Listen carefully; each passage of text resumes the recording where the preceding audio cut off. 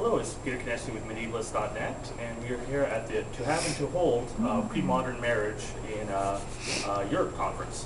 I'm here with Professor Dana Lightfoot of the University of Texas at El Paso, and Alexandra Guerson, a student here at the University of Toronto, who have both given papers on the topic of marriage. Dana, if you just wanted to talk us about the paper you're talking about today. My paper today focuses on a very different type of marriage property exchange that I discovered in Spain, in Valencia, which is different from the more common dowry regime. In the paper today, I'm talking about Germania marriage contracts, which are society of acquisitions or community of goods marriage contracts, where the couple pools their assets together and each are legally entitled to half of those assets until the dissolution of the marriage, which is very different from the dowry system. And so I'm exploring why a particular group of people, those of agricultural background, decided to use those contracts versus the dowry system in Valencia in the early 15th century. Yeah. My paper, which I presented yesterday, was about Jewish bigamy in 14th century Crown of Aragon. While I was doing research at the archives in Aragon, I found all of these neat licenses. Jews would request licenses to the king to be able to marry a wife while they're still married to the first wife.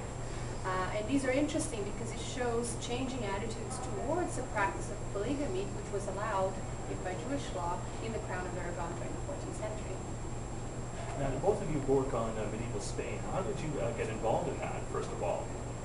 Funny enough, both Dana and I started out wanting to work on medieval England. Yeah. We were both converted. Nothing against medieval England. Yeah. I was an undergraduate here at the University of Toronto and met Mark Meyerson, who's a professor here, and I did the course with him on medieval Spain, which you were in. He suggested that perhaps I think about working on women in Spain because very few people worked on Spain in terms of gender history. As well, I got to go live in Spain for a year rather than living in greedy England. I lived in sunny Spain, and so that he tempted me to start thinking about Spain. It was a similar situation where I was interested in relations with religious minorities. So while I was doing my undergraduate, I looked at heresy and whatnot. When I started thinking more concretely about religious minorities, obviously then Iberia became an obvious place to go at. Plus, I already had languages. Portuguese was my native language, so to acquire Spanish, Catalan, and even Latin wasn't a big deal. So I was strongly encouraged by my undergraduate supervisor to consider Spain, particularly because so little has been done in Spanish history. The history of Spain is kind of really opening up to medieval scholars, and it's just kind of in the last 10, 20 years that we've been able to get a lot of access to archives. And I was thinking, well, how has it been the experience with you, like researching and finding the resources for your kind of studies? I've been incredibly lucky that in Valencia there is an overabundance of material from the 15th century. The records are meticulous. The archives are very open. Easy access, especially any of the archives now that are run by the government are now open to the public. I've been very lucky that way. Plus, because my advisor is so well known in Valencia, it really opened a lot of doors for me. But there are still very few North Americans that go to Valencia itself. More so in Barcelona than we were.